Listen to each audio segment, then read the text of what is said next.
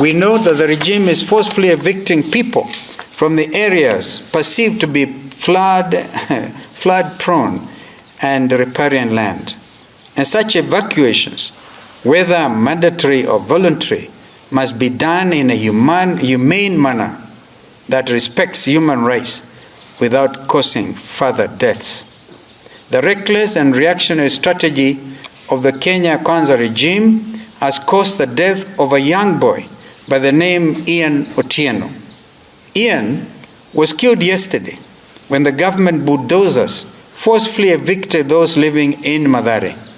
Almost a day or so after President Ruto had been there and telling everybody that you will not be moved until at least some adequate alternative shelter has been found. On Saturday, 2 Kenyans also lost their lives in similar circumstances in Mukuru slums. These actions of a disastrous regime must stop. In light of the current tragedy, we demand that this regime adopts protective measures of early warnings and facilitation relocation of communities in imminent risk of being affected by the floods and adhere to effective disaster management strategies. Azimio also insists that the Kenya Kwanza regime provides emergency relief services, including food, shelter, and medical care to meet the basic needs of all the displaced, evicted, and affected populations. B, deliver assistance in rebuilding homes and infrastructure destroyed by the floods with an emphasis on sustainable development and disaster-resilient construction. C, develop and strengthen infrastructure and systems that enhance the country's resilience to natural disasters and facilitate effective response mechanisms.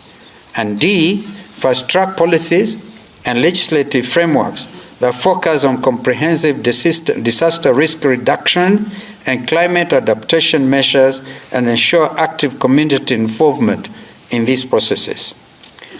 Number 2, the doctor strike is another disaster. Azimio expresses concerns over the 2 months of doctor strike that has disrupted healthcare services in the country. This is another disaster that has been occasioned by disastrous Kenya Kwanza regime in its failure to fully promptly address the doctors' concerns. The doctor strike continues to highlight the incompetence of the Kenya Kwanza regime in dealing with the healthcare system in our country.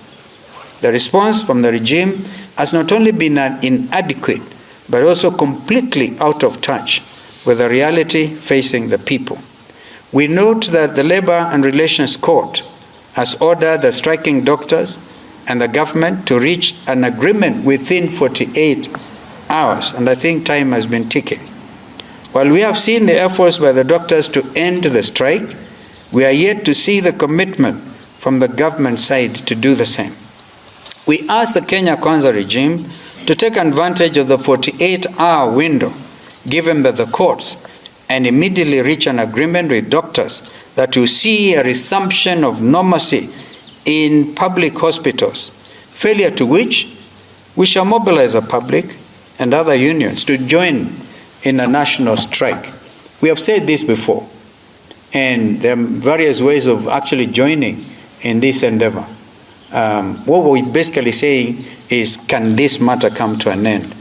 As a result of these floods, waterborne diseases are now, we've seen the headlines in the major newspapers today, problem with cholera in Tana River County and elsewhere, everywhere. Now with the doctors on strike, what else can this be other than disastrous? On the critical matter of General Ogola's death, we demand for a parliamentary select committee immediately. On April the 18th, 2024, the Chief of Defense Forces, General Francis Omondi Ogola, lost his life in the course of duty. Excuse me.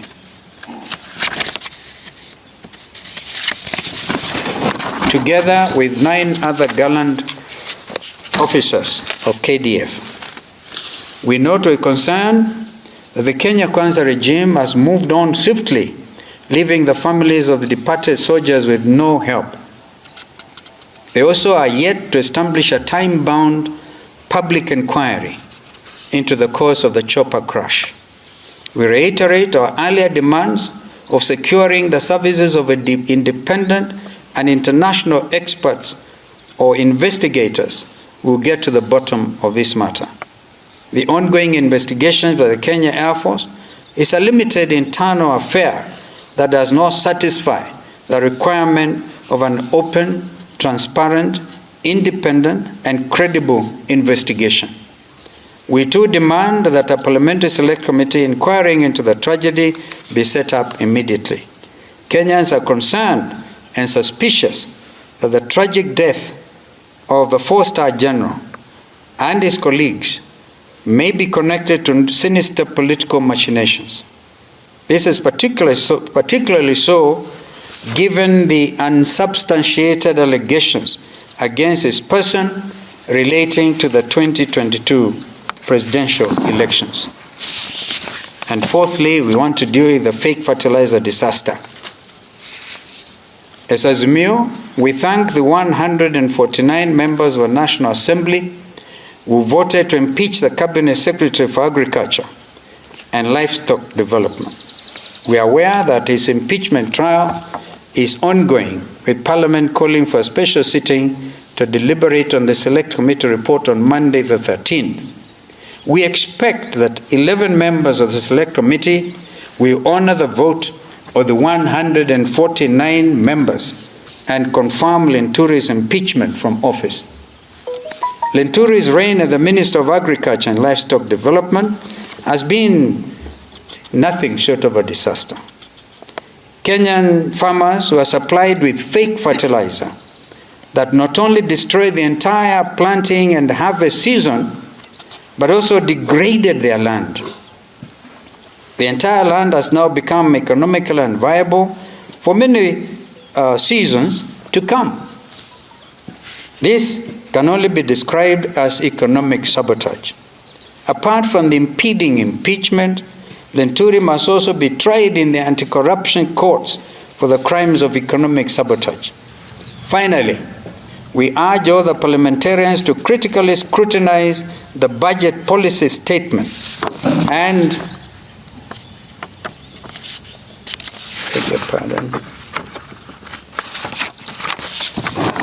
the coming Finance Bill 2024, which is bound to introduce a new wave of taxes with disastrous consequences for ordinary Kenyans who are already suffering from the current high cost of living. Indeed, we conclude that Kenya Kwanza is so far a disastrous regime that should be impeached in its entirety. But we are not into that yet. We're just sounding a warning shot. And this is the democratic country we have all fought to establish.